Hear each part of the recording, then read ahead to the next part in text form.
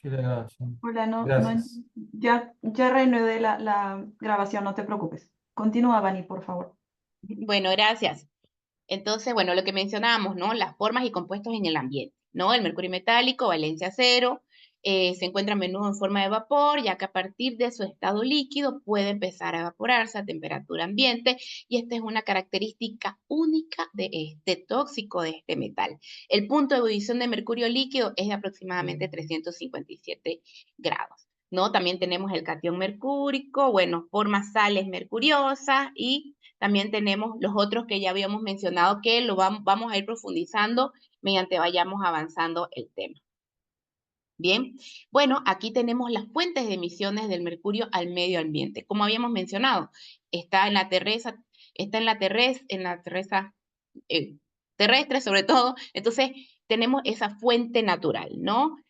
Forma natural en el suelo, las rocas, los volcanes, las fuentes antropogénicas. Una de ellas viene a ser la minería artesanal de pequeña escala, ¿no?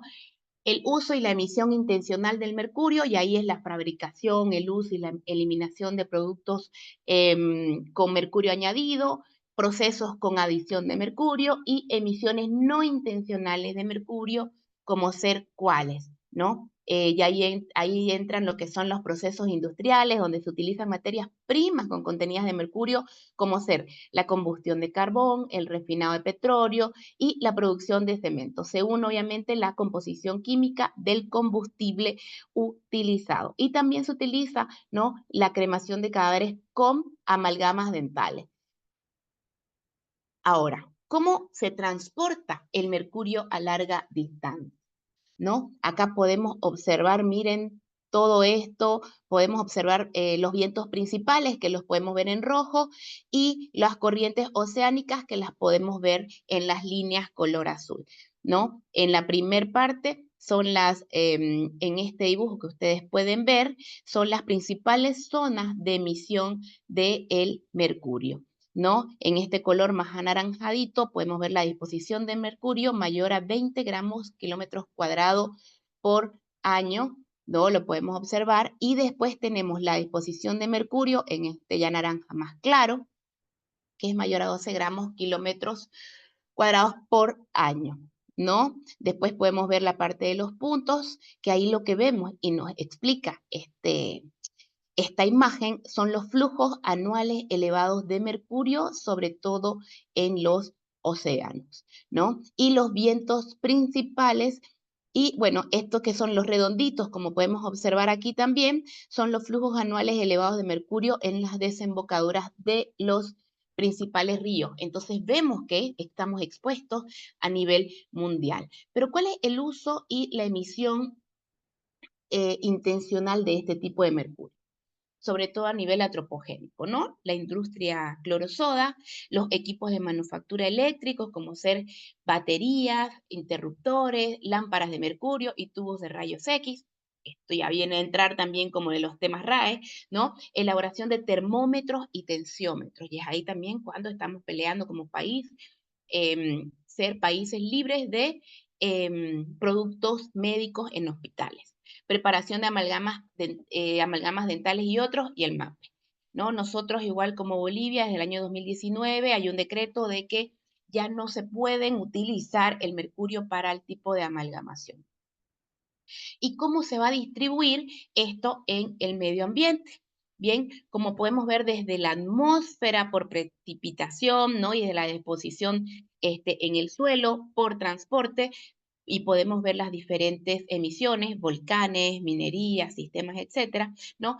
El mercurio puede llegar a los ecosistemas acuáticos, que obviamente por acción de los microorganismos puede ocurrir su metilación y desmetilación biológica, ¿no? Y de este tipo de exposición es donde resulta la aparición, de cierta manera, por así decirlo, del metilmercurio, ¿no? En los ecosistemas acuáticos. Los factores, obviamente que los factores ecológicos que influyen en este tipo de exposición, en la metilación, son sobre todo el pH del agua, la conductividad eléctrica, la cantidad y calidad también de las materias orgánicas, entre otros, ¿no? Las características típicas del agua, el ecosistema, como ser lagos, ríos, océanos, bueno, y la ubicación de las fuentes de contaminación son factores importantes que hay que tener en cuenta cuando hablamos de distribución medioambiental del mercurio. Pero, ¿cuál es el ciclo del mercurio a nivel acuático? ¿No? Acá podemos ver la muestra de conversión de los diferentes tipos de estados y formas del mercurio, incluida, ¿no?, la formación del metilmercurio. Este proceso de acumulación del mercurio se conoce sobre todo como biomagnificación, ¿no? Si el mercurio se acumula en peces pequeños, que luego obviamente estos son ingeridos por otros peces más grandes y estos últimos acumulan el mercurio. Y el mercurio tiene esa habilidad, de cierta manera, que a nivel salud no ayuda, que se acumula, no se elimina, ¿no? Entonces, gran parte del mercurio liberado en los ambientes acuáticos proviene de la extracción de oro artesanal y de pequeña escala, que es el MAPE, ¿no? Sin embargo, también se han observado y se conocen hallazgos que sugieren que incluso la deforestación también es una fuente de emisión de mercurio a través de ¿qué? De una erosión extensiva, ¿no? Utilizando mayormente las cifras del 2010 para las tasas de deforestación global, se estimaron aproximadamente 260 toneladas de mercurio que fueron liberadas en los ríos ese año, ¿no? Por ejemplo, cuando el mercurio pasa al aire, cuando el mercurio pasa del aire al agua y la tierra, generalmente se encuentra en forma de gas oxidado o partícula, mientras que cuando se vuelve a emitir al aire, se convierte nuevamente en un mercurio elemental gaseoso, ¿no? Sin duda que son estos mecanismos complicados que hacen que los cálculos finales sean una tarea difícil como para poder especificar la cantidad, ¿no? Sabemos que gran parte del mercurio del Ártico es transportado por largas distancias, ¿no? Y la vía principal de transporte es la atmósfera. Sin duda que también existe, ¿no?, la importación y exportación del mismo, ¿no? Y bueno, aquí es lo que mencionábamos, sobre todo lo de los peces y cómo este tipo de mercurio es la forma más tóxica en la que nosotros nos exponemos, ¿no? Y lo mismo que mencionábamos, por ejemplo, el mercurio en la pequeña minería, que es lo que vamos a hablar más adelante sobre el MAPE, expone a mineros y comunidades, sobre todo a vapores tóxicos del mercurio metálico, y esto puede generar daños en la salud. El transporte, el mercurio elemental es emitido a la atmósfera y liberado en el suelo y puede quedarse en estanques de relaves inseguros y ríos que se acumulan en riberas, lagos y océanos, ¿no? Posteriormente aparece lo que es la metilación, y la metilación es realizada por microorganismos. Bien, em, lo que a menudo se denomina, de cierta manera, la bioacumulación a través de qué, a través de los procesos entre las presas y los predadores, ¿no? El metilmercurio puede biomagnificarse en la cadena trófica. La biomagnificación, en este punto de la cadena trófica, implica que los peces grandes pertenecientes, ¿no?, a las especies, sobre todo los peces piscívoros, porque también aquí vamos a hablar de las recomendaciones de consumo saludable de pescado, ¿no? Los peces que consumen pescado obviamente vienen a ser un mayor riesgo. ¿Por qué? Porque tienen una mayor cantidad de mercurio, sobre todo unido a su tejido muscular, que las especies que se alimentan de otras fuentes, como que detritos, frutas, semillas y o si no, otros vegetales, ¿no? Y obviamente esto va a generar una variación en la concentración del metilmercurio que, bueno, después vamos a ver. Y hay una gran diferencia que a veces surge, ¿no?, como duda entre la bioacumulación y la biomagnificación. La bioacumulación es la acumulación de una sustancia en un solo organismo versus la biomagnificación, que es lo que hablamos específicamente del mercurio, porque tiene ese poder, el metilmercurio, de biomagnificarse, es el aumento de la concentración de una sustancia en organismos a medida que vaya subiendo la cadena alimentaria. Y aquí es donde mencionamos la cadena alimentaria, ¿no? El metilmercurio se concentra, aumenta y posteriormente esto llega a un consumo de pescado, y el consumo de pescado frecuente contaminado son los que pueden generar estos problemas adversos de salud. Y como lo podemos ver acá, ¿no?, el pescadito más pequeño tiene menos cantidad de mercurio hasta el más grande, que mayormente es el que consumimos. Y todo esto, ¿por qué lo mencionamos? Y vamos a hablar un poco brevemente de la historia, ¿no? ¿Por qué se creó el convenio Minamata y por qué el tema del mercurio es un contaminante y sin duda a nivel de salud ha afectado bastante, ¿no? Desde los 50, desde la década de los años 50 comenzó una industria a producir acetaldehído, ¿no? Obviamente que para esto era necesario el mercurio como un catalizador o acelerador de la reacción química de este producto. Y lo que pasó en ese tiempo fue de que el mercurio sobrante lo virtieron al mar. Y como lo expliqué previamente, ¿no? O sea, ingresa el mercurio metálico elemental, pasa por todo ese proceso de metilación, ¿no? Las algas, etcétera, lo, lo transforman en metilmercurio y posteriormente eso se concentró en los animales, en los peces, ¿no? Que esta bahía, que es la bahía de Minamata, obviamente su fuente principal de alimentación eran los peces. Imagínense que esto pasó en 1950 y en abril del 1956 empezaron a surgir los primeros casos reportados de intoxicación por metilmercurio. Y todo empezó con una niña de 5 años que amaneció con convulsiones, dificultades para andar, para hablar, ingresó al hospital de Minamata y posteriormente empezaron a ingresar mayormente y empezaron a ingresar más personas, ¿no? Todo esto empezó en el 1956, en el 1968 el gobierno japonés concluye, ¿no?, que esto fue por la contaminación del metilmercurio. En el 1971 la empresa responsable de estos vertidos de mercurio recibe ¿no?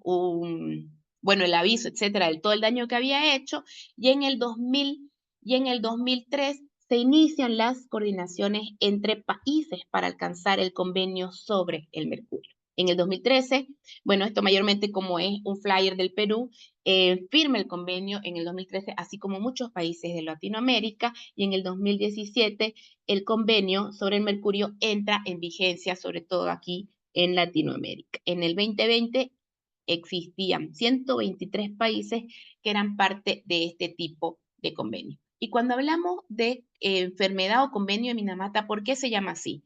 ¿No? Porque sabemos de que esto pasó en la bahía de Minamata y a raíz de esto se llama la enfermedad de Minamata, que es un padecimiento grave, irreversible y a menudo mortal causado por exposición, sobre todo prenatal a niveles altos de metilmercurio, ¿no? Los que sobrevivieron presentaron microcefalia, parálisis cerebral, retraso mental, problemas de audición, alteración de deglución, de la sensibilidad, parálisis de los miembros, etcétera. Hubieron más de 2.271 víctimas y más de 10.000 afectados. Y aquí también voy a hablar un poco más de lo que es la población infantil y lo que cuando nosotros nos mencionamos a exposición de población vulnerable. No es que dejemos de lado a los trabajadores, y ahí tomo las palabras que decía Fernando, sino que claramente el riesgo de exposición a este tipo de metal, ¿no?, es por exposición prenatal o si no en niños que están en desarrollo. A raíz de todo esto, lo mencionado, creció el convenio de Minamata, ¿no?, que es el primer acuerdo ambiental mundial negociado en el siglo XXI, y esto lo que menciona es que refleja un enfoque integral y aborda el mercurio a lo largo de su ciclo de vida, desde cómo inicia hasta cómo se elimina. Bien, adoptado en el 2013 en Japón y está en vigor desde el 2017. Esto representa una oportunidad no solo para mejorar la salud de las personas en todo el mundo, sino también para acelerar la transición de una economía más verde, pero sobre todo más justa. Haciendo un resumen breve, sin duda, de este convenio, el objetivo, ¿cuál es el principal? ¿No? Reducir las emisiones, liberaciones de este mercurio y compuestos que tengan este metal. ¿Para qué? Proteger la salud humana y el medio ambiente, ¿no? Cubre actividades, ámbitos de aplicaciones. Bueno, este convenio cubre actividades como la minería ahora artesanal en pequeña escala, la producción de clorosoda y el manejo de residuos, entre otros. Medidas de control, reducción de emisiones. No, ahí especifica o menciona que los países deben reducir las emisiones del mercurio en las industrias y fuentes de contaminación, gestión de residuos, establecer sistemas adecuados para el manejo y disposición de residuos que contienen mercurio y regularización de este tipo de productos, ¿no? Prohibir, restringir la fabricación, la importación y así también como la exportación de el mismo. Obligaciones de información. Los países deben informar sobre las actividades que emiten, en mercurio y sobre las medidas tomadas, ¿no? Y aquí vamos a hablar bastante sobre el PAN, ¿no? Sobre los planes de acción nacional que entran también y forman parte de este convenio, ¿no? Cooperaciones internacionales y entradas en vigor. Lo mismo que habíamos mencionado, ¿no? Para reducir las emisiones y liberaciones mundiales de mercurio procedentes, el convenio utiliza un enfoque del ciclo de vida para abordar el suministro, el comercio, el uso, la emisión, la liberación, la manipulación y la eliminación total del mercurio. Entonces, estos son los aspectos, solo para puntearlos y ustedes los conozcan, los que no los conocen, ¿no? Habla desde la extracción primaria del mercurio, cuál es el uso, emisiones y liberaciones, especifica lo de la MAPE, aspectos relacionados a la salud, y es aquí donde yo entro más como médica toxicóloga, ¿no? La protección de las poblaciones, cómo es que tenemos que entrar a las comunidades, porque también existen maneras de hablar con ellos y explicarles, porque imagínense ustedes, explicarles estas formas de mercurio es imposible entenderlas, sobre todo para ellos, ¿no?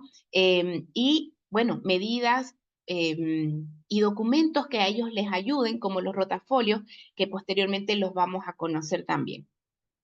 Bueno, y el almacenamiento de mercurio, que esto sin duda es también un problema muy grande para muchos países que no tienen ese almacenamiento provisional para este tipo de sustancias químicas, ¿no? Entonces, eso también es importante a tomar en cuenta.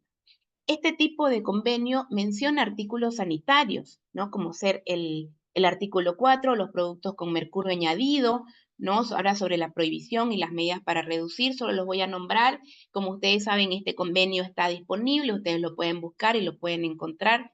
Tiene más de 30 artículos este mismo convenio, pero acá mayormente estoy mencionando los artículos que hablan sobre artículos sanitarios de salud. Bien, aquí también menciona lo que es de la MAPE, ¿no? Los desechos del mercurio, sitios de contaminación, aspectos sanitarios, intercambio de información, etc.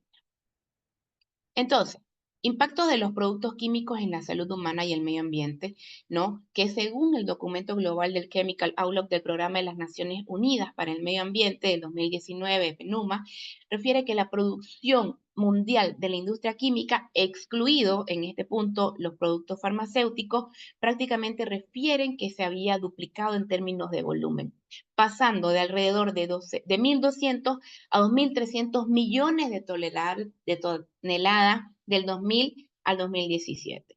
¿No? El comercio mundial de estos productos químicos ha superado, imagínense ustedes, los 3 millones de euros en el 2017 y se prevé que esta cifra se duplique para el 2030. Muchos de estos productos químicos pueden tener efecto corto, medio o sobre todo a largo plazo a nivel en la salud humana, y esto va a depender también del grado, de la duración de exposición, entre otros factores como también, por ejemplo, la etapa de vida y las condiciones de la salud ambiental. Y si nos enfocamos un poco en la minería artesanal de pequeña escala, bueno, el uso intencional del mercurio predomina en el mundo, sobre todo para el uso de ¿qué? De la MAPE. Bien, se estima que entre 14 y 19 millones de personas participan directamente en esta actividad, incluida unas 4 o 5 millones que son mujeres y niños. Bien, y ustedes pueden observar en este gráfico la emisión de mercurio en la atmósfera por sectores, comparación mayormente de todo el mundo con la región de América Latina y el Caribe. Un poco de datos y cifras, ¿no? Lo que habíamos mencionado, 10 a 15 millones de mineros en el mundo, además de 4.5 millones son mujeres y son niños, y las pequeñas minerías de oro en realidad están presentes en más de 70 países de Latinoamérica, África y Asia. La MAPE a nivel mundial extrae el 15% de oro equivalente a 25 a 30 billones de dólares cada año, y anualmente más de 1.500 toneladas de mercurio son liberadas en el ambiente en todo el mundo. La demanda del mercurio en la MAPE del oro, bueno, podemos observar que el 24% de la demanda de este metal, ¿no? Es para la MAPE. Posteriormente aquí está el tema de las baterías, la producción de cloro, los monómetros de cloruro de vinilo, aparatos electrónicos y eléctricos, y ahí también es lo que hablábamos, ¿no?, de RAE.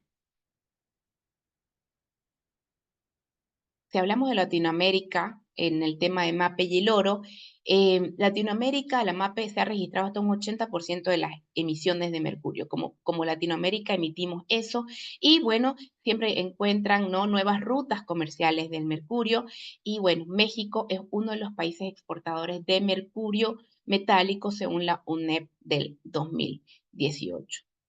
¿No? Y bueno, también que hemos visto, aparte de que se usa en las minas, lo hemos visto, nosotros lo hemos vivido acá en temas de joyerías, igual pequeñas, ¿no? También hemos observado este tipo de exposición. El mercurio y la MAPE, bueno, sigue siendo el producto químico más utilizado. ¿Para qué? Para amalgar el oro en la MAPE. Ahora les voy a mostrar un video para que se pueda entender un poco más este proceso de la amalgamación. Bien, obviamente esto a qué se viene relacionado, ¿no? Aumento de precio del oro y también de la pobreza en los países de ingresos de medianos y bajos recursos. A menudo se considera que es un sector de trabajo informal y se observan asentamientos no planificados en zonas remotas y áreas verdes sobre todo, ¿no?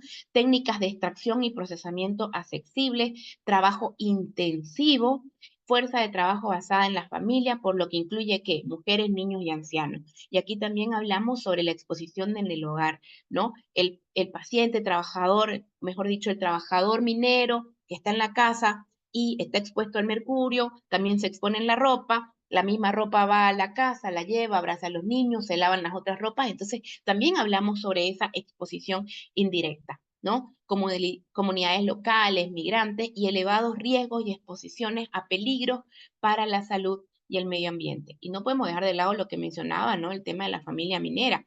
Las mujeres, los niños pueden trabajar tanto en las minas como en sus alrededores del hogar. Los hombres tienen mayor acceso y control sobre la tierra y los recursos, y bueno, los mineros con más edad y años de experiencia son más conscientes sin duda de estos riesgos de salud, mientras que los jóvenes no tienen ese comportamiento de cuidado ante esta exposición, ¿no? Y hablamos de cuidado también sobre el tema del equipo de protección personal.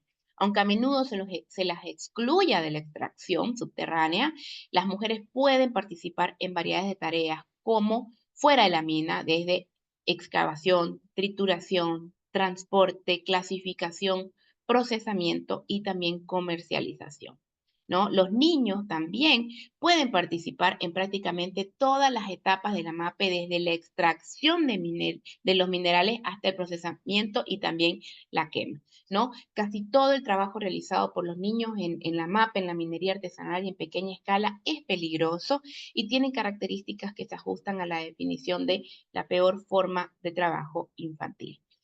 Sin embargo, es difícil eliminar o limitar la participación de los niños en la minería artesanal y en pequeña escala, dado que la orientación familiar, ¿no? El carácter transitorio informal y los niveles de pobreza asociados. Yo he tenido la oportunidad de trabajar bastante con el tema de la minería y las comunidades indígenas expuestas también, no solo al metilmercurio, sino también sobre todo la exposición al mercurio metálico, y sin duda, ¿no?, que siempre está la familia del minero asociada muchas veces en todo este procesamiento. Y los niños que se ven también no como obligados, sino de cierta manera con el labor de necesitar ayudar a la familia. Entonces se van con los papás, se van con las mamás a trabajar. Bueno, aquí tengo un video que me gustaría mostrarles, que puedan ver, para que entendamos un poco el procesamiento, bien, de la amalgamación.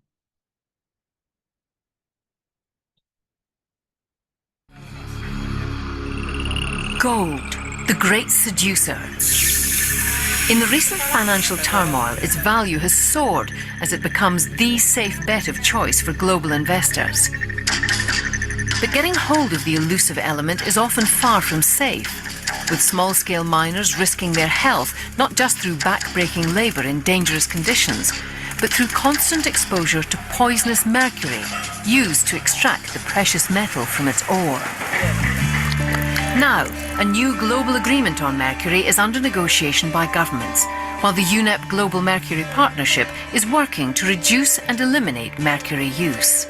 Together, these efforts offer real hope that the miners and the environment can be protected from this toxic chemical, without reducing the important contribution of small-scale gold mining to development.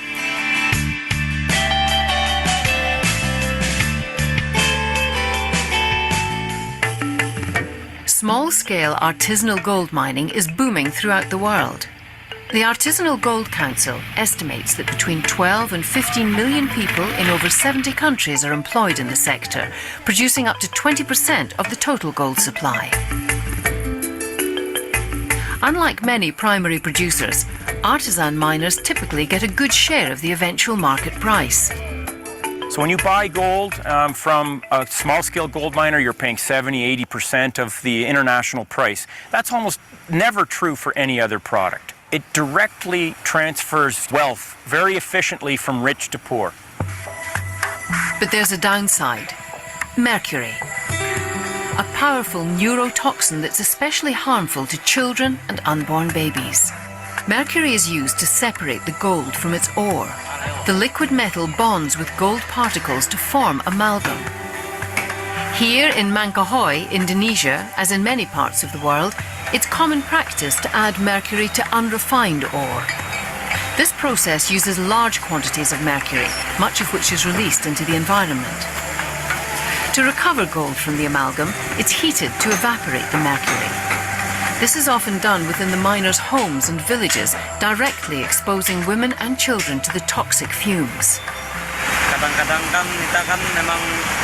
We are afraid of the effects of mercury on our health, but this is our livelihood, and we have to take care of our immediate needs.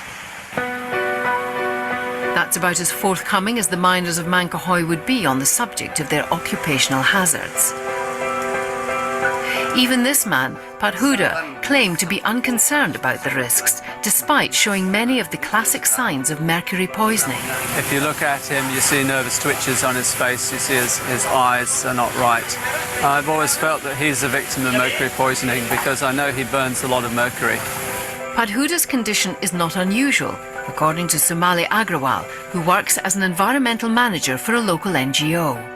People who use mercury are usually in denial about the health impacts, unless they're getting older. We encountered one person and he said, "Now you come." And he knew he was dying, and he knew that it had been mercury over the years that had killed him.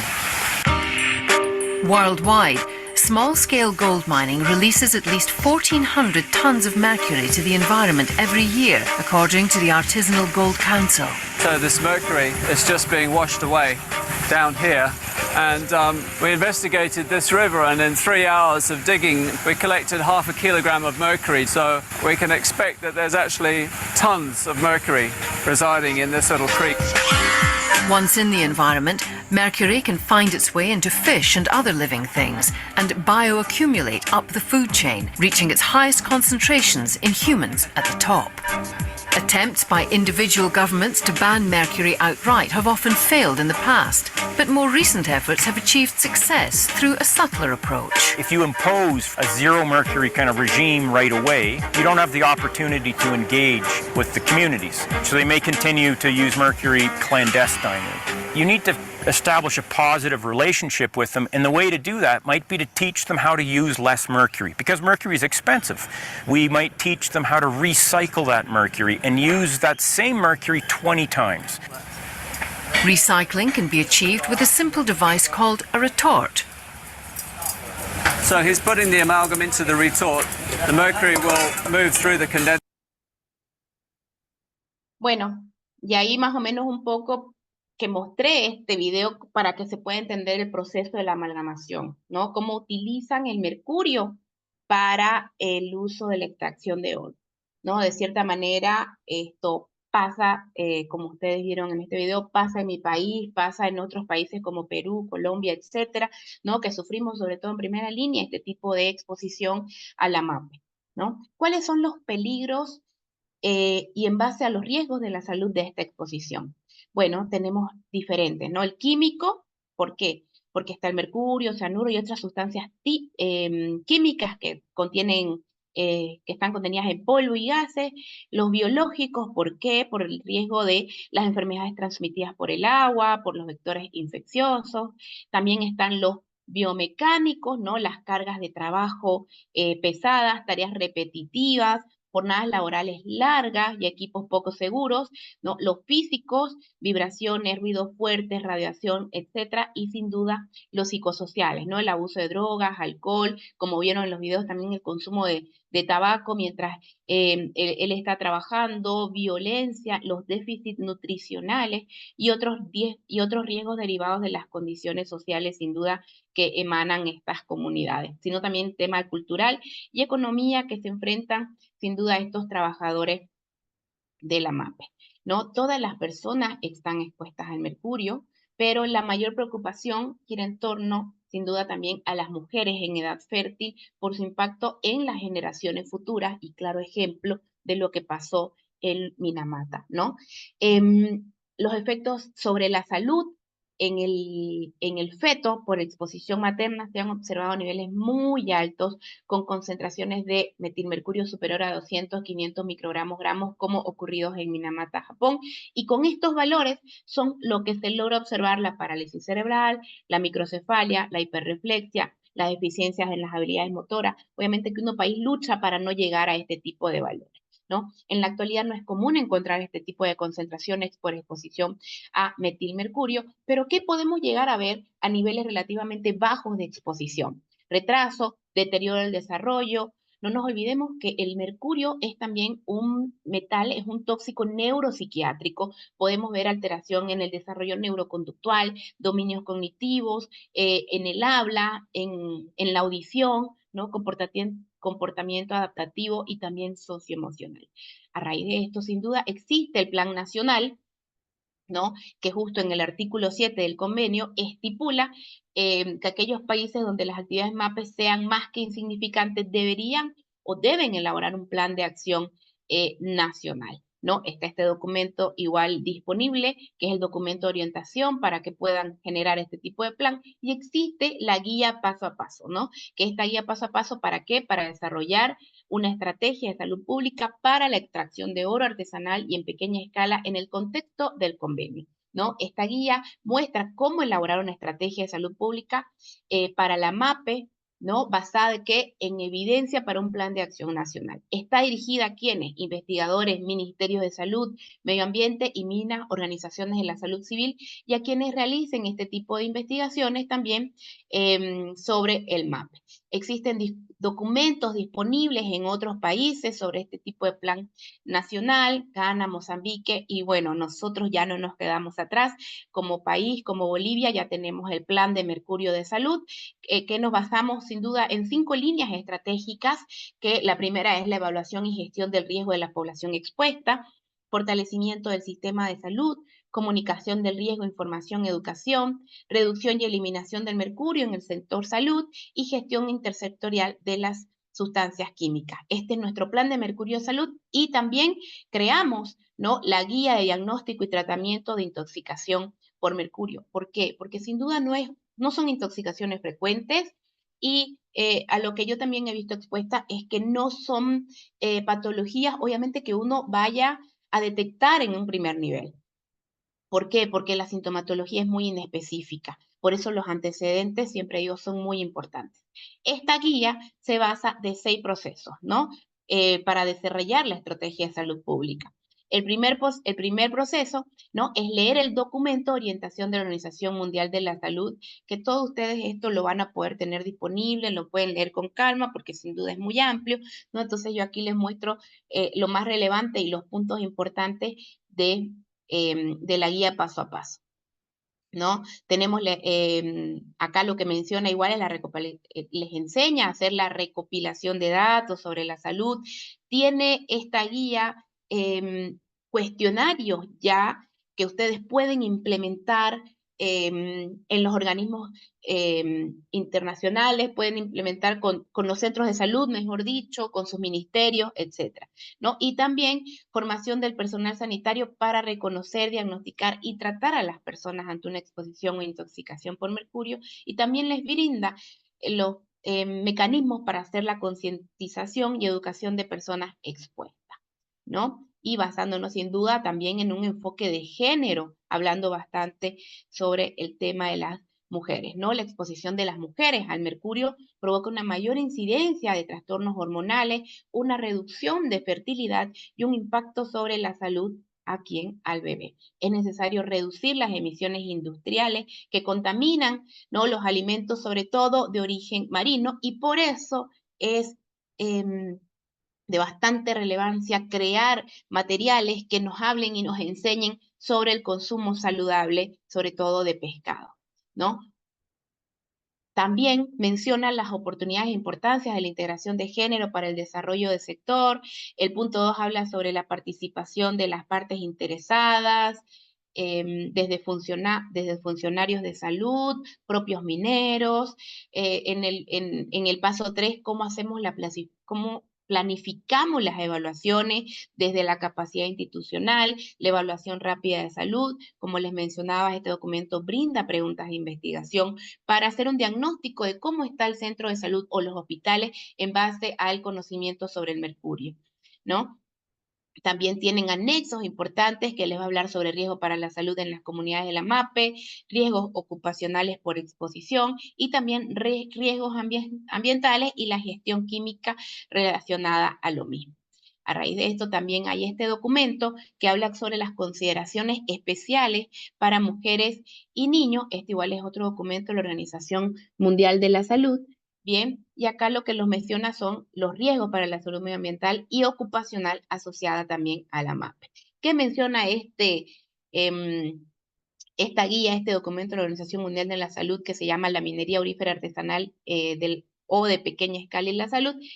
Y específicamente hay puntos que hablan sobre las mujeres y los niños, ¿no? Las mujeres en edad reproductiva transfieren el riesgo al feto en desarrollo si están expuestas durante el embarazo o también debido a las toxinas acumuladas antes del embarazo. Y ahí que nos explica que también tenemos que cuidarnos. Si es una mujer expuesta, bueno, hay que hacerle sus controles, valorar, porque si es una paciente que tiene valores elevados de mercurio y se embaraza, el riesgo de que tenga ese niño algún tipo de malformación, afectación, es alto.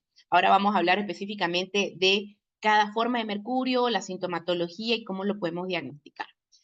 Entre los riesgos de la salud reproductiva asociados a la MAPE se incluyen el mercurio, el arsénico, el plomo, el sulfuro, el óxido de nitrógeno, el cianuro y también está lo que es la calor, ¿no? Los comportamientos sociales adversos asociados con la MAPE, como ser el consumo de drogas, alcohol, también sin duda constituye riesgos para la salud reproductiva que puede resaltar en una reducción de la fertilidad, trastornos menstruales, disminución del líbido, etc. En el caso de las mujeres embarazadas, ¿qué se puede ver? Abortos espontáneos, o si no, la descendencia puede padecer anomalías congénitas, trastornos del desarrollo, bajo peso natal. Las mujeres pueden enfrentarse a riesgos adicionales, ¿debido a qué? Al aislamiento social que ellas viven cuando están en los lugares, ¿no? Y eso genera una vulnerabilidad también al abuso físico y sexual de las mujeres cuando están en esos lugares. La falta de acceso a oportunidades de trabajo seguro y equitativo también en el sector de la MAPE intensifica este tipo de vulnerabilidades. Igual que las mujeres, los niños también, como mencionábamos, participan en este tipo de trabajo y son parte de un sinfín de riesgos, y son muchos los riesgos para la salud asociados con el trabajo infantil, como ser la malnutrición, lesiones térmicas y también los daños óseos, ¿no? Si los niños expuestos al mercurio han eludido los daños en el desarrollo neurológico y otros problemas en el útero, debido a su desarrollo psicológico continuo y los procesos de crecimiento. La exposición a mercurio durante la niñez temprana puede provocar profundos daños neurológicos y sistémicos, y como hablábamos, que serían de manera irreversible. Acá algunas imágenes que tenemos de mujeres expuestas en este tipo de MAPE, ¿no? Mujer clasificando restos de minerales y grandes operaciones mineras de Ecuador, mujer ayudando a los hombres cuando extraen el mineral también de Burkina Faso, mujer usando el método tradicional de extracción de oro, como pudieron ver en el video, ¿no? Haciendo el lavado en el agua de los ríos, etcétera, de Indonesia. Mujer aplastando la roca igual de Indonesia y mujer mezclando la concentración de mineral con mercurio. Este producto de la Organización Mundial de la Salud tiene en la tabla 1 un resumen muy interesante que habla sobre los riesgos de la salud, que ahora más adelante los voy a mencionar, ¿no? Y habla también sobre este tipo de tareas que ya estamos mencionando. El paso 4 de esta guía es para llevar a cabo lo que mencionábamos, ¿no? Las evaluaciones de la capacidad institucional, la evaluación rápida de la salud. El punto 5, sintetizar los hallazgos y hacer las recomendaciones de vida en base a qué, a lo evaluado previamente, ¿no? Y el punto 6, organizar un taller nacional de múltiples partes interesadas para desarrollar la salud pública. Nosotros ya hemos llevado a cabo 3 talleres, uno en Perú, uno en Bolivia y uno en Costa Rica. Todo esto en base a este tipo de planes que son importantes. Entonces, vamos a entrar ya un poco más en el tema de salud y clínica de este tipo de exposición. Toxicología humana del mercurio y sus compuestos. Específicamente hay 3 formas de mercurio relacionadas con la mayoría de las exposiciones humanas, ¿no? Cada una de estas formas tiene diferentes fuentes, exposición y obviamente este tipo de formas va a generar que haga su toxicidad y haga su efecto. Bien, ¿cuáles son las poblaciones vulnerables? Como mencionábamos, ¿no? Mujeres en edad fértil, mujeres embarazadas, mujeres lactantes, individuos en desarrollo, ¿no? Niños menores de 6 años también, y bueno, hombres adultos ocupacionales expuestos, que sin duda también es una población importante a tomar en cuenta. Estas son las 3 formas de mercurio que vamos a abarcar ahora relacionadas a la exposición humana. Va a depender de la forma física, entonces son los 3 tipos de mercurio que más nos interesa que se aprendan y que son los que se mencionan más en los cursos del campus virtual sobre mercurio, ¿no? Tenemos el mercurio elemental o metálico, que ustedes, como pueden ver acá, lo conocen, ¿no? El mercurio inorgánico, que es el que mayormente está presente en las cremas aclarantes de piel, y tenemos el mercurio inorgánico, que en base a ello ya tenemos la exposición al metilmercurio en base a la ingesta de los pescados.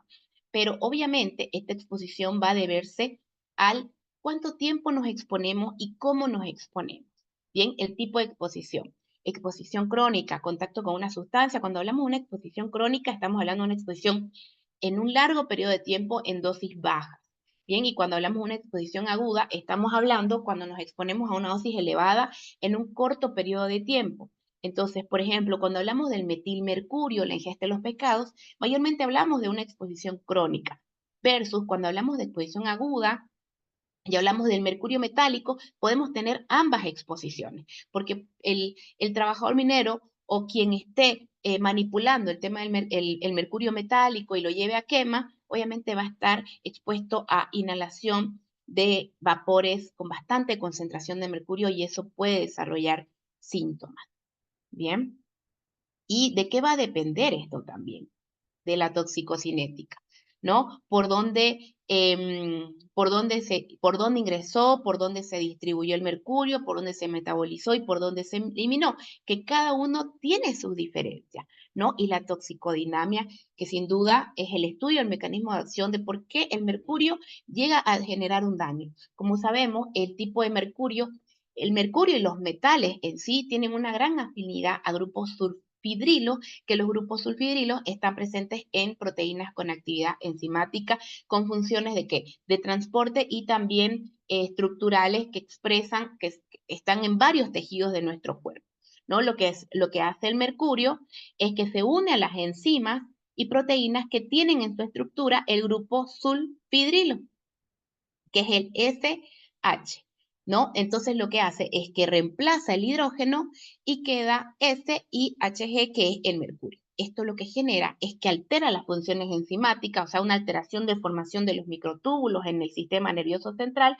Y estos microtúbulos son estructuras de donde muchos neurotransmisores migran a través del axón a la neurona, ¿no? Entonces, eso va a generar una alteración neuronal, ¿no? También distorsiona la síntesis del RNA, del DNA, y obviamente esto va a generar que el feto sufra anomalías, principalmente neurológicas, como ser la microcefalia, la parálisis cerebral, el déficit mental, etc. Y también otra cosa importante que no nos podemos olvidar, que el mercurio también genera un estrés oxidativo. Bien, entonces vamos a ya adentrarnos, que todavía tenemos tiempo, hablar sobre las sales de mercurio inorgánicos. Bien, ya las había mencionado, entonces, ¿cuáles son las fuentes de exposición de este tipo de sales de mercurio? Sobre todo, bueno, una de ellas vienen a ser los medicamentos, ¿no? Las sales de mercurio inorgánicos se han utilizado como medicamentos porque por sus propiedades antisépticas, bactericidas, fungicidas, diuréticas y laxantes. Y también usos terapéuticos, aplicación cutánea para eczemas, impétigo infectados, diversas sales de mercurio, y también en su momento, hace muchísimos años, sabemos que se usaba para la sífilis y para la psoriasis, ¿no?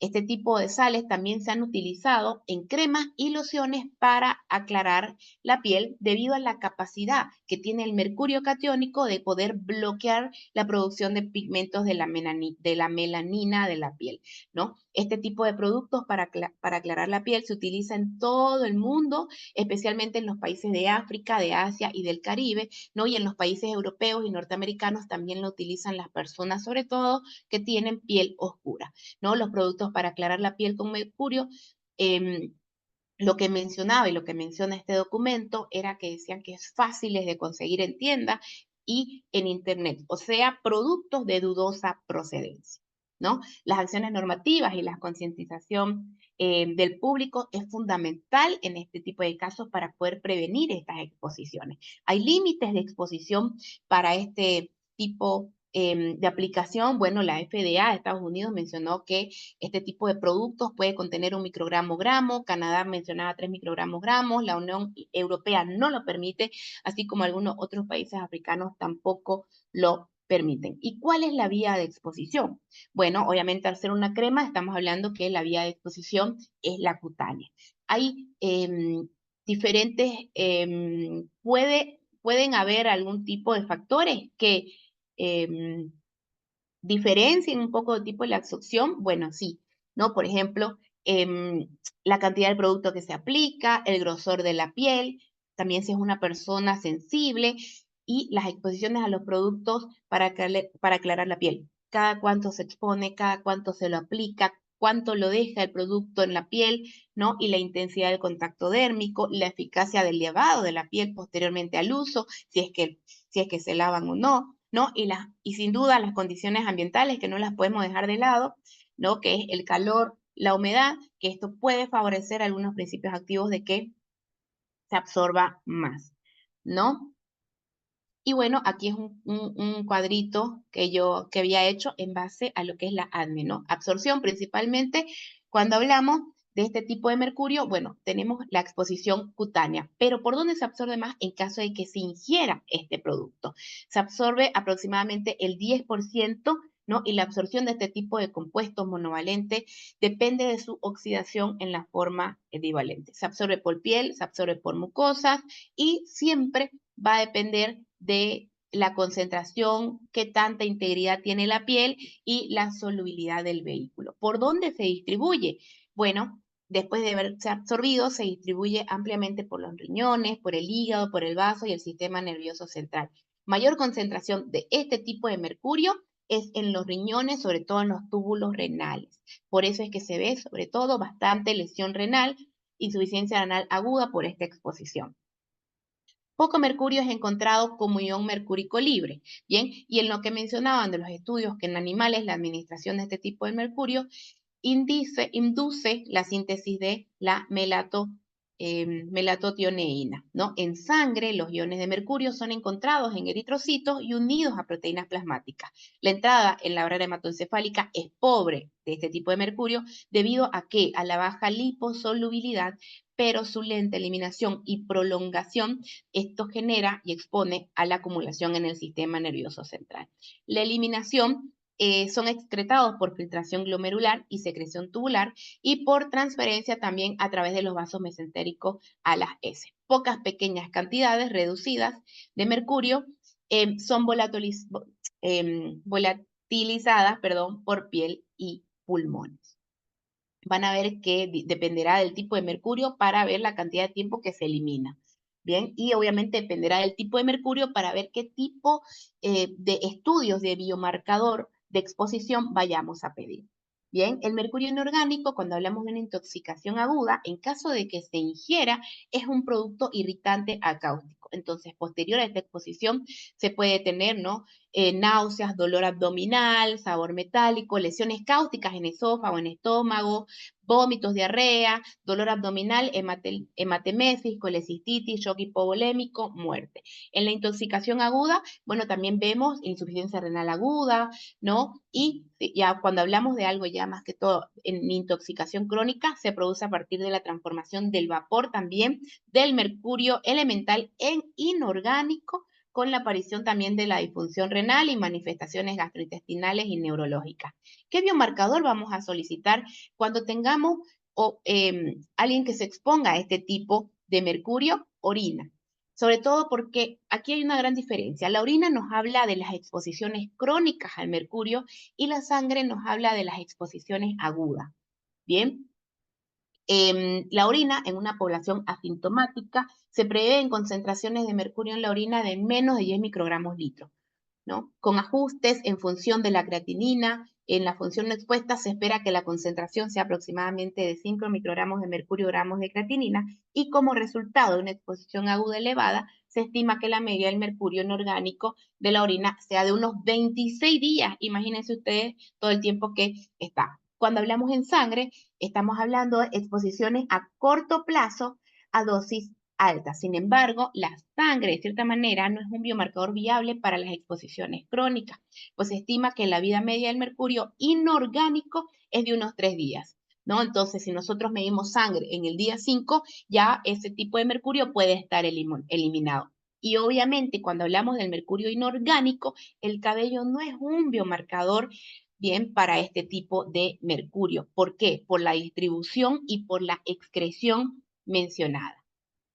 Y bueno, ahora vamos a hablar del otro tipo de mercurio, que es el mercurio elemental. Bien, la exposición al mercurio metálico puede producirse en condiciones medioambientales o laborales en una combinación, o si no también en una combinación de ambas, ¿no? Tenemos la exposición medioambiental a partir de las fuentes naturales que ya mencionamos, y la exposición laboral también en base a lo que mencionábamos de la MAPE, ¿no? Y en las industrias, o si no también en las roturas de los termómetros, ¿no? Sobre todo lo que menciona es que en los hospitales expone a los trabajadores de atención de salud en el momento de la rotura, durante la limpieza del derrame, ¿no? Etcétera. Sin duda que la rotura de un termómetro con una adecuada limpieza no llega a ser un riesgo.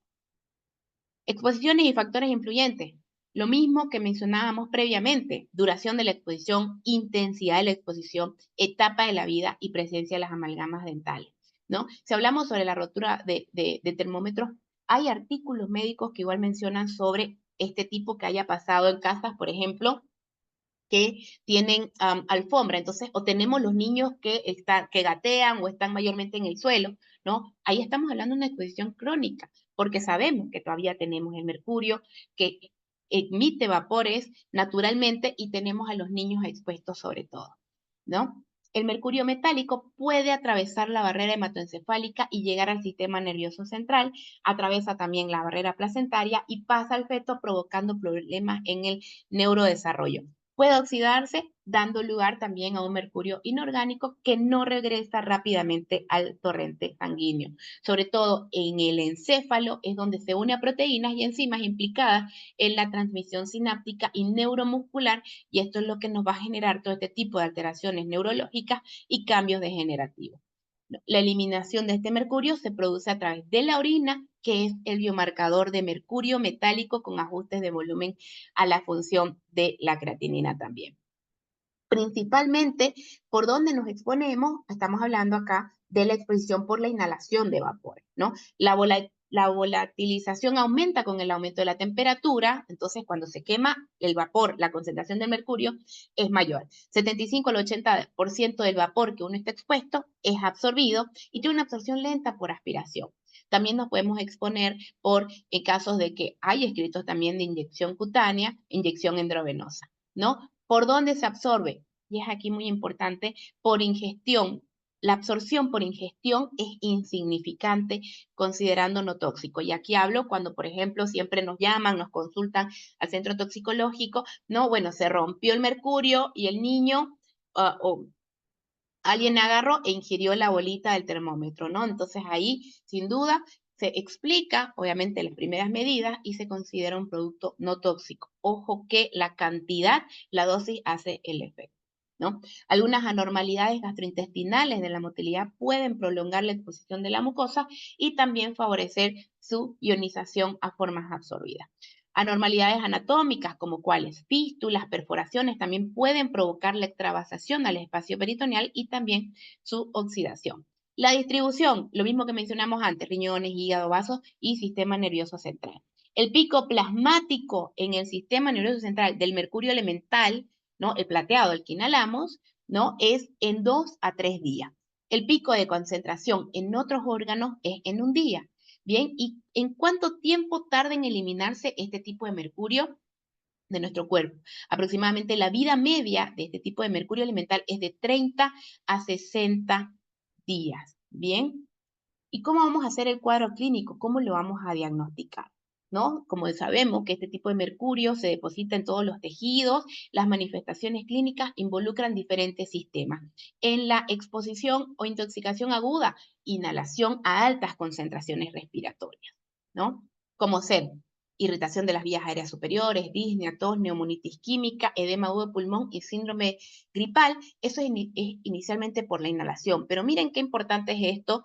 Y yo ya he tenido pacientes expuestos por inhalación a este tipo de mercurio elemental y con lo que inicialmente empezaron fueron con náuseas y vómitos, ¿no? Obviamente lo respiratorio también fue parte de la clínica, un poco tardía, pero también fue parte, ¿no? Intoxicación aguda, ingestión, en caso de ingestión. Bueno, como dijimos, la ingestión de un mercurio del termómetro es inocuo y en caso de ingestión intencional a grandes cantidades se debe considerar una mayor absorción. Bueno, aquí una radiografía mostrando las imágenes radiopacas.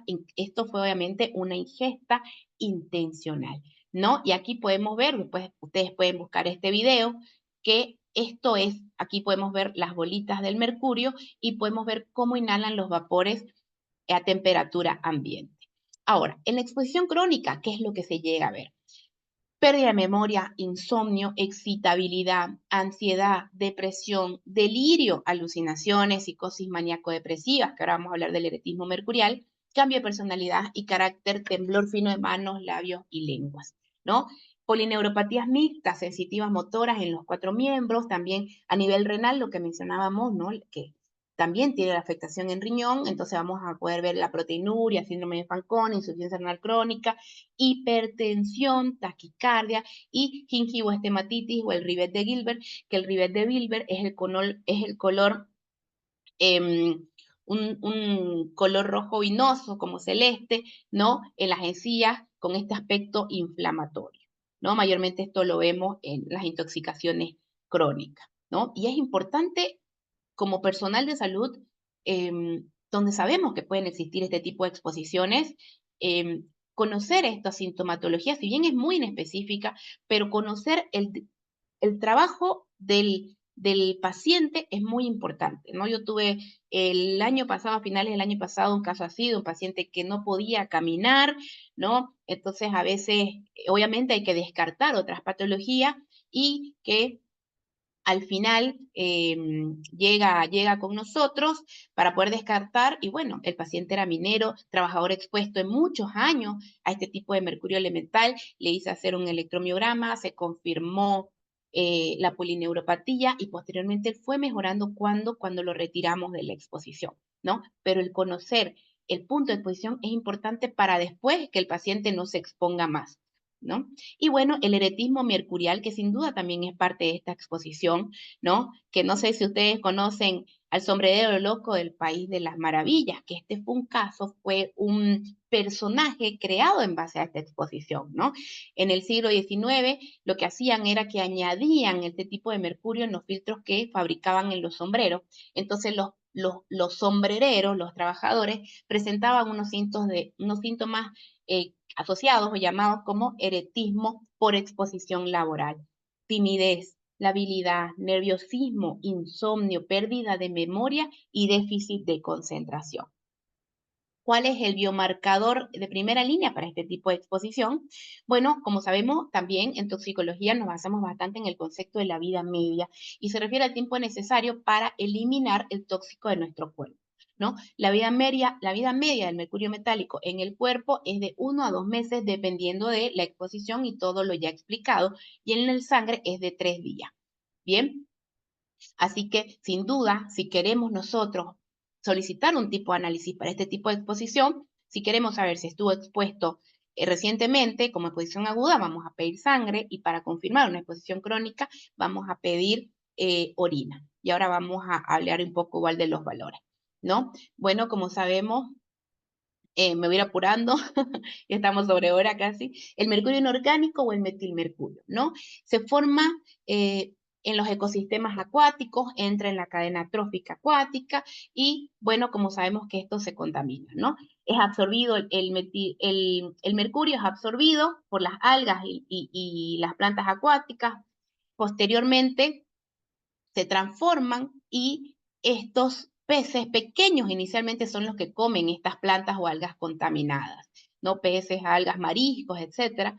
Y posteriormente sabemos que esto se biomagnifica en los peces, y el ser humano lo que hace es que captura, come los peces, los pescados, mejor dicho, contaminados, y absorbe el 98% de lo consumido de este tipo de pescados. Bien, conociendo que mientras más grande es el pescado, mayor cantidad de metilmercurio va a obtener, ¿no? El consumo materno de pescado con metilmercurio repercute en el desarrollo neurológico durante la vida prenatal, ya que, como mencionamos antes, atraviesa la barrera placentaria, y también la leche materna es una vía de exposición.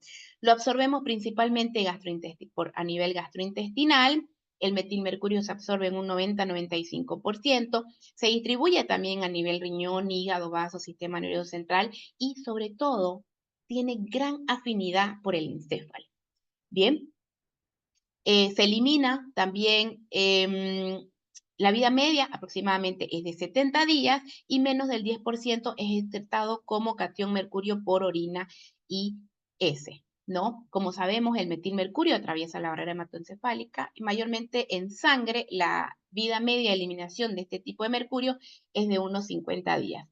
Y bueno, como mencionábamos, ¿no? El encéfalo sobre todo y la afinidad de este tipo de metal, ¿no? Se acumulan las diferentes zonas del encéfalo según la etapa del desarrollo, y es por eso que también cuidamos bastante la prevención, hacemos prevención en la exposición de las mujeres embarazadas y en los niños, ¿no? Porque sabemos que todavía están en neurodesarrollo, y esto sin duda puede afectar el sistema nervioso central y a raíz generar toda la sintomatología que ya habíamos mencionado sobre la alteraciones de la síntesis de proteína, alteraciones celulares, degeneraciones, adelgazamiento de la vaina de mielina, etcétera, ¿no? Y el daño oxidativo.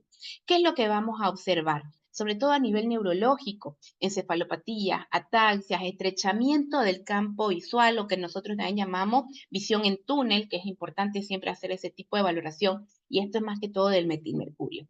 Dismetría, convulsiones, alteraciones auditivas, se ve bastante hipoacusia, y también alteraciones del habla y de la marcha. Hematológicamente, trombocitopenia, agranulocitosis, afectación cardiovascular, hipertensión, y renal también, poliuria, proteinuria, etc. Gracias a Dios yo he tenido la oportunidad de trabajar bastante en estas comunidades. Acá estamos haciendo la extracción de cabello para poder hacer dosificaciones de metilmercurio, ¿no? Y sin duda siempre hay que acompañarnos de un equipo multidisciplinario, porque hay que enseñarle a la gente cómo alimentarse, qué tipo de consumo o qué tipo de frutas, verduras pueden comer que puedan ayudar a mitigar o a disminuir la exposición a este tipo de metales, ¿no? Porque sabemos que existen alimentos, sobre todo las frutas y verduras de colores, las almendras, son llamados antioxidantes naturales o quelantes naturales.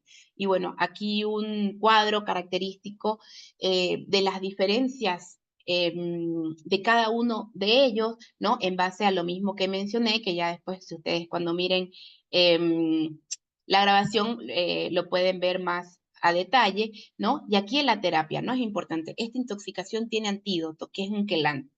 Bien, y bueno, ahora vamos a hablar de eso también, antes de terminar. Bueno, entonces, ¿cómo vamos a llegar al diagnóstico de este tipo de exposición?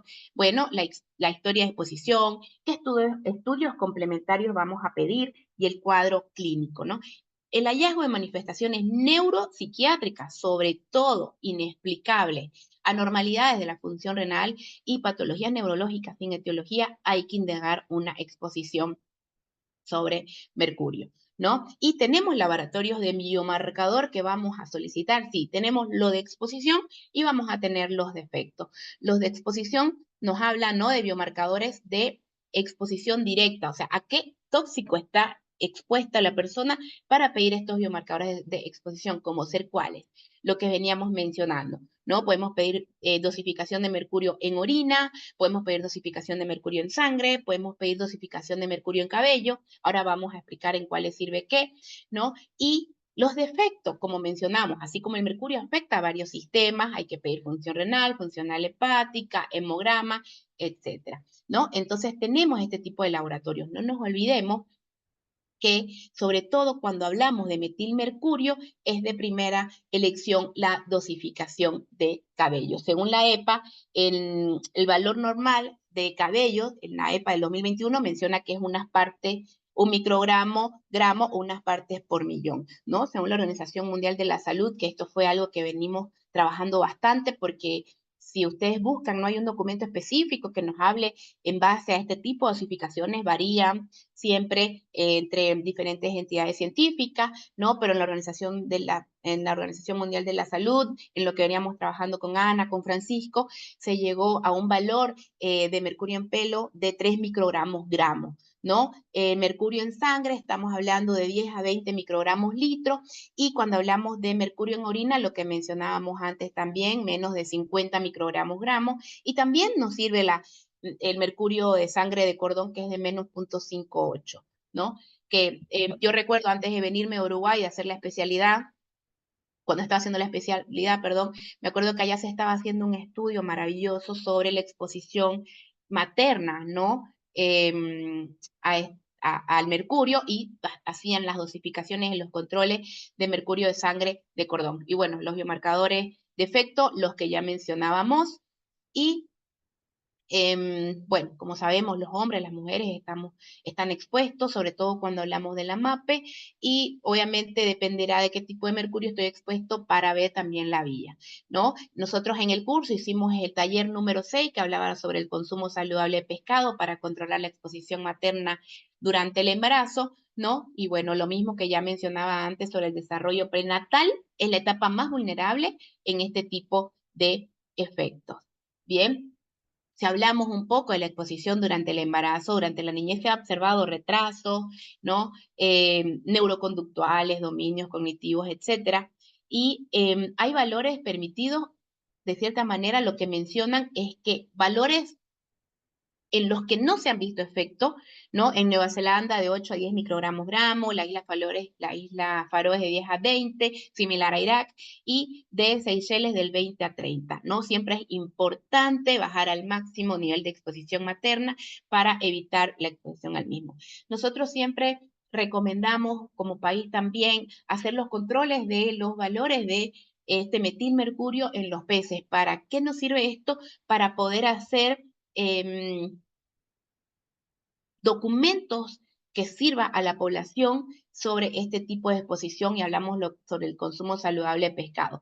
Estos son algunos, esto lo hizo el Centro de Pueblos Indígenas de La Paz del CEPILAB del 2023, y este fue un afiche que cuando nosotros entramos a las comunidades indígenas, obviamente lo llevamos para mostrar y le decíamos, mire, este pez cómalo menos, este pez no lo coma, por ejemplo, ¿no? En base, bueno, nosotros acá tenemos diferentes entre el surubí, el tachacá, el cachorro, etcétera, entonces eso igual es importante. Esto también es un documento del Perú que también nos hablaba sobre las especies, las variedades de peces contaminados que ellos tenían, ¿no? Y acá los podemos ver sobre la mota, el chío, nos hablaba de las concentraciones del metilmercurio. Pero también tenemos que hablar sobre la opción de consumo saludable y el riesgo-beneficio del consumo de estos peces, ¿no? ¿Vale la pena? Sí, por el tema de que también no podemos quitar los pescados de la ingesta, o mejor dicho, de la dieta, ¿no? Sobre todo de los niños y de las mujeres embarazadas. Mujeres embarazadas, un consumo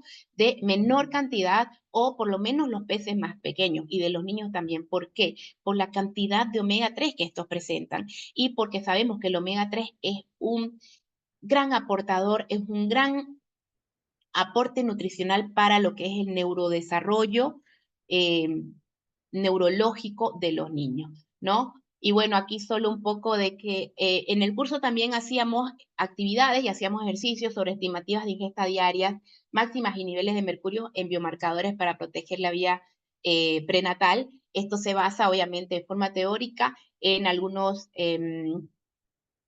tipos de fórmulas que se usan en base al consumo, en base a la concentración del pescado. Obviamente que cada institución también tiene distintas fórmulas, ¿no? Por ejemplo, la TCDR, la Unión Europea, y bueno, obviamente esto hay que tomar en cuenta la gran variedad de las concentraciones de mercurio en los pescados, ¿no? Por ejemplo, ustedes esto después lo pueden ver con más detalle en el curso cuando ustedes entren, pero aquí fue un ejemplo hipotético que hicimos. Por ejemplo, una mujer embarazada de 60 kilos que haya consumido 100 gramos de surubí y que ese pescado tenga 2.57 microgramos de mercurio. Entonces, obviamente, haciendo el cálculo de la ingesta diaria, nos daba que el mercurio en cabello nos podría dar un resultado de 61 microgramos, y eso sin duda es alto riesgo porque lo permitido es de 1 a 3. Bien, y también el documento presenta que aquí lo que yo hice fue un resumen, ¿no? Sobre el consumo materno, que nos habla el consumo moderado, cuántas raciones y porciones se puede llegar a consumir. Entonces, esto también es en base a las concentraciones de metilmercurio en los pescados. Pueden indagar ustedes más en esto, que es en la unidad 6 del curso, ¿no? Y bueno, sin duda también creamos bastantes infografías para difusión, que están todas disponibles en el portal en la página de la Organización Mundial de la Salud y también la OPS, ¿no? Esta infografía es sobre la minería en oro y artesanal y en pequeña escala, las medidas de protección, cuál es la fuente de exposición y mercurio y sus compuestos también, ¿no? La exposición a metilmercurio por consumo de pescado, que aquí lo que hacemos igual es explicar en esta siguiente la sintomatología que podemos llegar a tener en lo agudo y en lo crónico, ¿no? Así que bueno, los invito a que puedan ingresar al campus virtual, indaguen en el curso, es muy completo, es muy bonito, es muy didáctico, y bueno, también sin duda tengo que aprovechar esta oportunidad para invitarlos a todos al segundo Congreso Virtual Iberoamericano de Salud Ambiental y al primer Congreso de la Red TOXLAC, que vamos a iniciar este 23 al 27 de septiembre, y sin duda nosotros como Bolivia también somos parte de los 20 eventos satélites que van a haber en esta semana. Nosotros estamos desde el 25 al sábado 28 de septiembre y también vamos a ser parte de todo este evento. Así que bueno, muchas gracias, quedo atenta a las preguntas y bueno, un saludo para todos. Ani, muchas gracias por tu presentación excelente. Abarcaste varios de los temas que son realmente relevantes y que están incluidos en nuestro curso en el campus virtual. Hemos colocado los links al respecto. Recuerden que estamos grabando este material para poderlo difundir con el apoyo de CIPSA. Permítame un momento porque Susana se me salió un momentito. A ver si la podemos capturar de nuevo por acá. Debe estar Susana, a ver, ¿dónde está Susana? Para que, por favor, nos acompañes aquí para la parte del cierre. Solo comentar tres cosas adicionales y que son muy relevantes dentro de la charla. Hemos tenido preguntas, he tratado de responderlas. Hemos compartido el infográfico que ha desarrollado OPS para el tema justamente del mercurio, los termómetros y otras páginas donde ustedes también pueden consultar información relevante. Hay tal vez tres aspectos importantes a resaltar en el tema de mercurio que no están totalmente contemplados en el curso, pero sí son importantes para nosotros como personas que trabajan con área de salud principalmente, y es que el tema de la biomagnificación y la bioacumulación es uno de los temas que más genera contaminación en población que no está expuesta laboralmente a los temas de minería. ¿Por qué? Por el consumo de pescados. Como ya bien explicó la doctora Bani, la bioconcentración dentro de los peces chicos que terminan siendo comidos en bastante cantidad por los peces grandes, hace que estos peces grandes lo terminen acumulando en grandes cantidades. ¿Cuál es el inconveniente?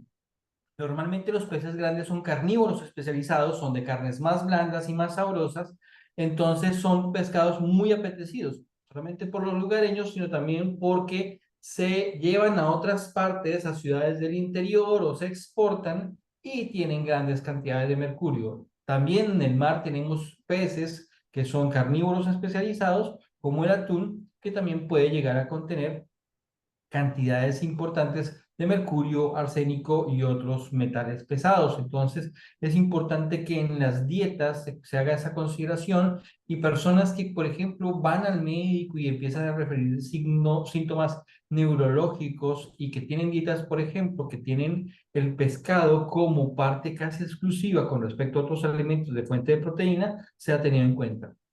Lo otro es que también estamos últimamente muy sometidos a los temas del mercurio atmosférico por el tema de la quema de biomasa.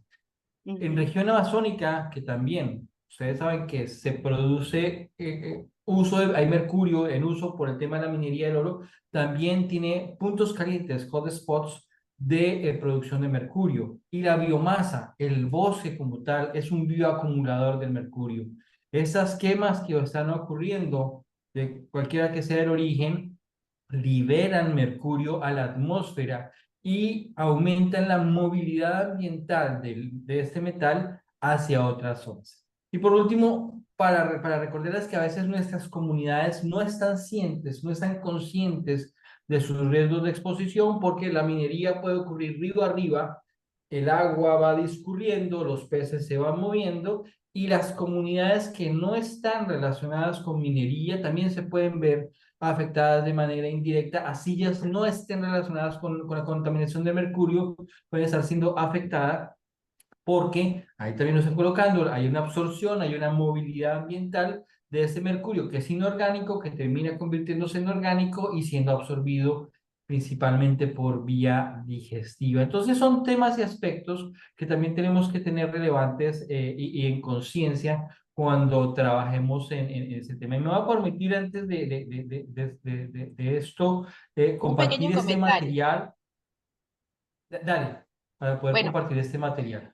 mientras tú lo compartes, Francisco, es importante lo que mencionabas, ¿no? Peor ahora nosotros que estamos viviendo este tema de las quemas abundantes, Brasil, Bolivia, etcétera, y también la cantidad de ingesta de pescado que también las poblaciones tienen, ¿no? Porque es diferente nosotros que consumimos un pescado de vez en cuando versus lo que se ve en las poblaciones indígenas que viven de la pesca, ¿no? ¿Cómo le explicamos que esto es un trabajo que nosotros estamos trabajando muy arduamente? ¿Cómo le explicamos a este tipo de poblaciones que no tienen que comer o que no deben de comer de lo que es su única fuente de alimentación? Entonces, es ahí también, y gracias por ponerlo, era lo que hablábamos al inicio, que trabajamos en este documento también, ¿no? Mi comunidad se cuida del mercurio. Bolivia ya tiene su propio documento que voy a indagar, voy a profundizar más sobre este documento en el Congreso Internacional, que también voy a tener una charla de mercurio, va a estar también Diana Pava de Colombia. Entonces, vamos a profundizar también sobre este documento, que este es el de Perú, pero tenemos nosotros en el de Bolivia. En el de Bolivia nosotros tenemos pescados con concentraciones y tenemos un infográfico muy interesante y muy bonito que te dice cuánta cantidad de platitos de pescados puedes consumir al mes. Entonces, bueno, nada, gracias, sin duda que es un tema extremadamente amplio, poder abarcarlo en esta hora y media, sin duda es un reto muy apasionante Y bueno, porque no solo hablamos de pescado, hablamos de medio ambiente, o sea, es muy amplio, ¿no? Así que muchísimas gracias por esta complementación que me hiciste. No, a ti por todo ese material que nos has podido brindar a todos, por tu conocimiento de ese trabajo que tú has desarrollado, bien lo mencionaste, junto a la doctora Ana Boisco, que ya está pensionada de la OPS y que ha desarrollado todo un bagaje junto a los países para realmente impulsar un tema que es difícil. Llegar a incluir los temas de salud en el convenio de Minamata fue un trabajo arduo desde diferentes puntos de vista y tuvimos ese gran apoyo todos los años y de todas maneras Ana no se ha ido lejos, está recién pensionada, pero es muy seguro que nos va a seguir colaborando. Este es inclusive un material desarrollado con el apoyo de ella que estoy compartiéndoles. En estos momentos se encuentra disponible en la página web de la OPS, como dijo Vani, hace creo que fue 2 o 3 semanas. No me acuerdo si se lanzó la versión para Bolivia, no la tengo en la página, por eso traigo el que se hizo para Perú, pero nuestra invitación es que estos materiales son de licencia common y los podemos adaptar a las necesidades y al lenguaje de nuestros países a través y con el apoyo de la oficina de OPS en cada país.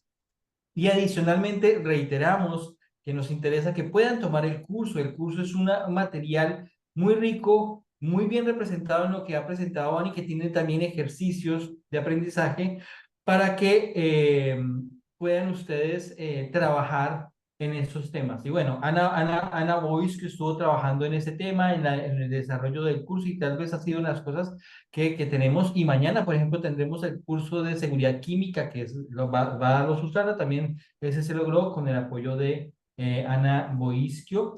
Y bueno, vemos a ver si tenemos alguna otra pregunta.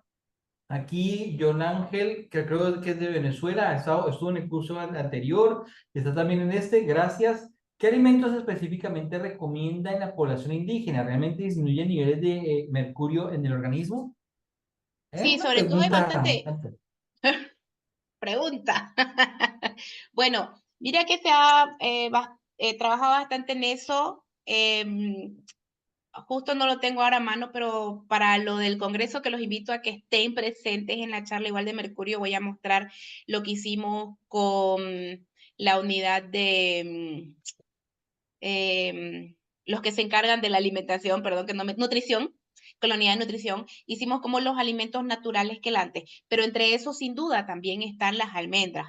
El consumir 3 almendras diarias, a lo que refieren es que eso puede también ayudar, que es un antioxidante también, ayuda a disminuir la absorción de este tipo de mercurio. No solo eso, sino sobre todo lo que mencionen, así como para las comunidades, frutas y verduras coloridas, ¿no? Como para que ellos se entiendan. Y ojo, que también nos hemos visto enfrentados nosotros cuando hemos entrado a estas comunidades que no tienen alimentos, no tienen no tienen otra opción de carnes, por ejemplo, ¿no? Porque son muy alejadas y a veces no tienen mucha opción tampoco de muchos alimentos. Entonces eso entra también como en cómo podemos orientar. Sin duda que estas poblaciones son muy alejadas, tenemos que entrar en botes pequeños, barquitos, y son viajes de horas y horas para poder llegar a ellas, ¿no? Entonces, a veces es un reto poder explicar que ellos consuman otras cosas, ¿no? Lo hablo de mi punto de vista de vivencia. No, pero es cierto, el tema de sustitución de las fuentes de proteína a veces es bien complicado. ¿Por qué? Porque tenemos, la Amazonía tiene esa dinámica, ¿no? Todo el mundo piensa que tenemos el río disponible todo el tiempo, pero no, cuando es la época seca, el río se puede retirar kilómetros, inclusive de donde está una comunidad, y a veces encontrar fuentes de proteína adecuadas para consumo es bien complicado. Entonces, ellos prefieren muchas veces a tener movilización de la comunidad hacia más cerca del río para poder buscar el pescado. Y lo otro es y plantear alternativas justamente para poder tener alimentos que puedan permitir que la creación, como ya lo mencionó Vani, alimentos que tengan coloración rojas o amarillas, que se ha demostrado que ayudan bastante en la reducción de la parte de contaminación de la absorción del mercurio. Susana, ¿estás aquí también con nosotros? Si quieres dar algún comentario, por favor, para que Sí, actives no tu micrófono. estoy, no No te tengo, no tengo, vemos. no tengo acceso a la cámara, digamos, pero porque no tengo Permíteme un permiso de momento la a ver qué cámara. pasó. Pero, pero bueno, saludarlos, felicitar a Vani por este pantallazo que nos dio. Me parece sumamente importante porque este tipo de presentaciones y este tipo de armado que tienen los cursos permite que realmente sea una formación para todo el equipo de salud y ambiente, ¿no? Digamos, tanto a nivel local como a nivel nacional.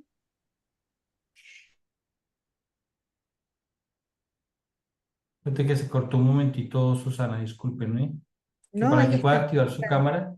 ¿Puedes activar Ahí tu estoy. cámara? Ahora sí, ya. Ahora Bueno, muchas Discúlpame. gracias, muchas gracias.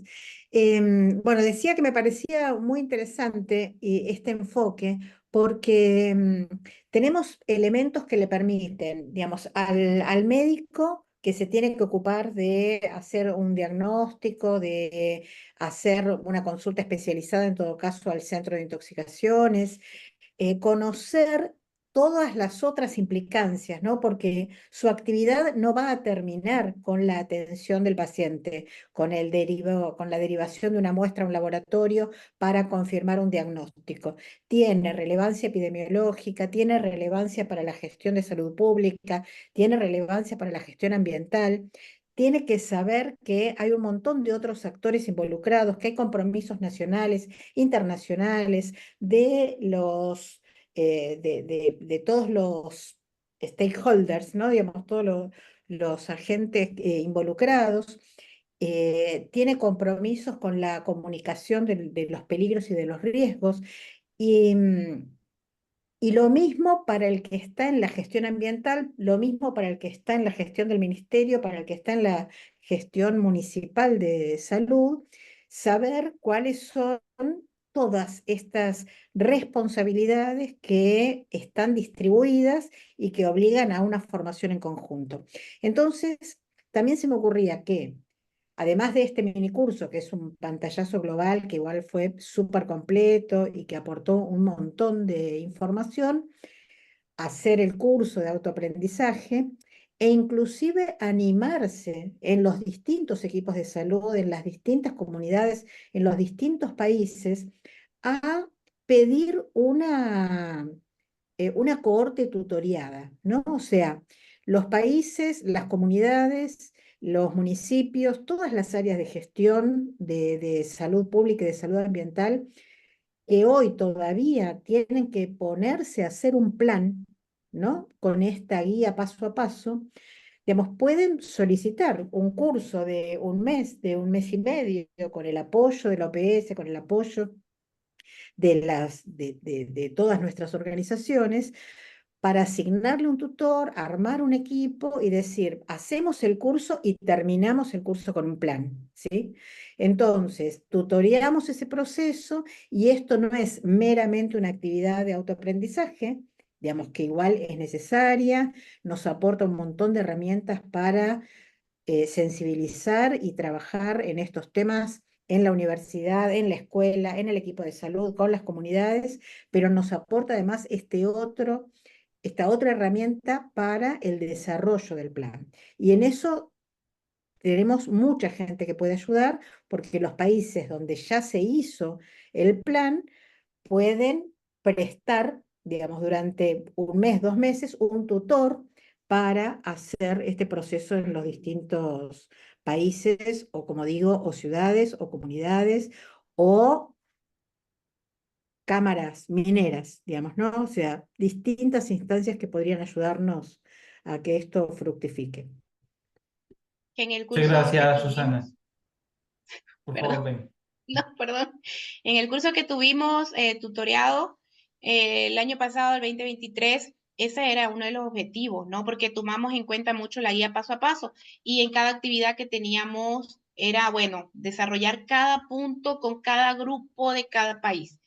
y así se lograron bastantes cosas, que sin duda es mucho más fácil uno tener un tutor que ver el documento y leerlo solo sin un conocimiento previo, ¿no? Entonces, sin duda es muy importante lo que usted menciona, Susana, para que también pueda otra vez abrir una nueva corte de este curso. No, y en eso estamos dispuestos a colaborar a través de nuestras oficinas de país de la OPS. Tenemos tiempo para una última pregunta que hay aquí en preguntas y respuestas que dice Carmen Vidal Cubedo. ¿Puede indicar qué moléculas son las que refieren como quelantes? Muchísimas gracias por su presentación tan didáctica y útil para dar a conocer los efectos toxicológicos del mercurio en la salud humana. ¿Qué moléculas? ¿Qué moléculas son las que refieren como quelantes? ¿Cuál es el tratamiento antibiótico que nosotros usamos? No. Sí, las moléculas que consideramos como quelantes. Eso. Bueno, mayormente el Succimer como de primera línea, porque de cierta manera es de los quelantes que tienen menos efectos adversos y es de más fácil administración porque es vía oral, ¿no? ¿Cuál es a lo que nos enfrentamos? Y yo lo he vivido con pacientes intoxicados. No está muy disponible, ¿no? Entonces, esa es una. El Succimer nos sirve, el Val también, ¿no? Y la de penicilamina. Sobre primero Succimer, después el Val, Succimer de penicilamina y después también el Val. Obviamente que el Val tiene, en la administración es un antídoto que duele bastante, hay que administrar en cuidados intermedios, terapia, el paciente sufre y obviamente hay que ver riesgos, beneficios, siempre paciente a paciente, porque algunos pueden tener reacciones adversas como hasta lesión renal. Entonces, mucho va a depender de los valores, mucho va a depender de la clínica del paciente también y de la edad. Perfecto, muchas gracias. Bueno, son las 2:48. Tengo dos manos levantadas. De pronto, vamos a ver, María, súper cortito, por favor. María, porque ya nos tenemos que preparar para la siguiente charla. Y tengo el paciente. Exacto. Bueno, María no está diciéndonos nada. Bueno, vamos a ver. Andrés Quiero mencionar algo que está Clavijo. diciendo la profe Yolángel, que dice la NAC es la mejor opción actualmente para la aclaración. Eso es totalmente cierto. Hay bastantes estudios y Colombia lo ha demostrado con los últimos estudios que ha hecho sobre la N-acetilcisteína. Es más, nosotros lo usamos cuando están los pacientes ingresados y tienen la posibilidad de administrarse vía endovenosa y vía oral, siempre y cuando el país tenga esas ambas presentaciones disponibles, ¿no? ¿Por qué? Porque es antioxidante, aporta bastante glutatión, entonces se está usando y se está estudiando mucho el tema de la N-acetilcisteína como, obviamente, siempre tratamiento combinado para este tipo de intoxicaciones. Gracias, profe Yolangel. Se me fue eso. Muy bien. No hubo más comentarios. Andrés abrió el micrófono. No sé si iba a decir algo. Andrés Sí, Araúna. buenas tardes. Muchas gracias por la excelente presentación. Una pregunta muy corta y es muy difícil llegar a un diagnóstico, sobre todo en estos pacientes, teniendo en cuenta que muchas de la sintomatología pues no tiene un cuadro característico de pronto que sea insignia de la patología.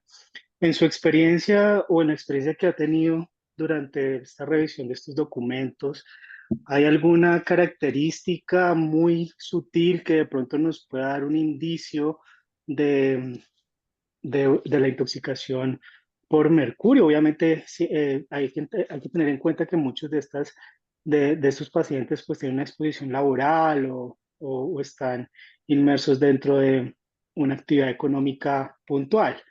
Pero hay una característica de pronto o una prueba de tamizaje, porque es que cuando uno solicita estos resultados, teniendo en cuenta la vida media de estos compuestos químicos en sangre y en diferentes matrices, pues es muy difícil, casi que se convierte en un reto hacer un diagnóstico de intoxicación a mercurio. Nos quedamos solamente como con las características clínicas y aún así no tenemos todavía pruebas confirmatorias donde podamos establecer de pronto ese impacto de pronto que sí tiene el mercurio. Agradecería pues su respuesta. Gracias. Bueno, gracias. Mucho va a depender a qué tipo de mercurio se va a exponer. Mayormente lo que se ha visto es que la mayoría cursan muy asintomático, ¿no? En los casos que recibimos de exposición por inhalación a mercurio, iniciaron sobre todo y desarrollaron la clínica después de 7 horas y con sintomatología digestiva, que posteriormente también se asoció a sintomatología respiratoria, solo tos, ¿no? Y de los expuestos por ingesta de mercurio, de metilmercurio, gracias a Dios que como país tampoco hemos llegado a sintomatologías muy predominantes, entonces asumimos que también no tenemos valores tan elevados de metilmercurio para generar una sintomatología por exposición al metilmercurio. Sin embargo, igual se hacen los estudios en cabello para el metilmercurio y en sangre y en orina también para las exposiciones de las otras formas de mercurio. Bueno, muchas gracias por la respuesta. Elías colocó algo que dice, esa es una respuesta un poco más complicada, que dice, ¿cuál es el valor límite recomendado permitido de mercurio en el aire, el agua y el suelo? Ese ha sido uno de nuestros dolores de cabeza en respecto a esos temas, porque ha sido inclusive parte de la discusión del convenio de Minamata. Inclusive tenemos grupos y bloques de países que tienen unos valores asumidos para ellos, para la parte de determinación ambiental principalmente. Yo pienso que eso lo podemos esperar y Elías lo invitamos a que se comunique con nosotros a través de nuestra página y tome el curso. En el curso tenemos los valores de referencia que asumimos nosotros para la organización y lo que sugerimos para los países. Muy bien. Estimados todos, muchas gracias, Vani, por tan excelente presentación. De nuevo, gracias por tu apoyo y esperamos que también el Congreso específico, que es el capítulo de Bolivia, en el marco de estos 25 años de la Retoxlac, sea todo un éxito. Les recordamos que tenemos un grupo importante de eventos satélites en el marco de los 25 años de la Retoxlac y esta actividad está siendo grabada y será compartida con el apoyo de CIPSA a través de sus canales. Muy bien, Susana, para el cierre.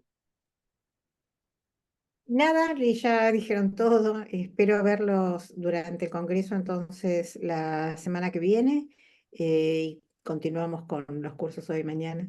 Nada más, gracias. Perfecto, Gracias a entonces todos.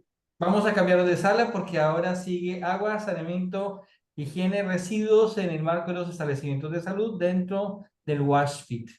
Buena tarde a todos y todas en sus países y nos vemos de aquí a un ratito corto. Joana, podemos parar la grabación. Gracias. Gracias, de acuerdo.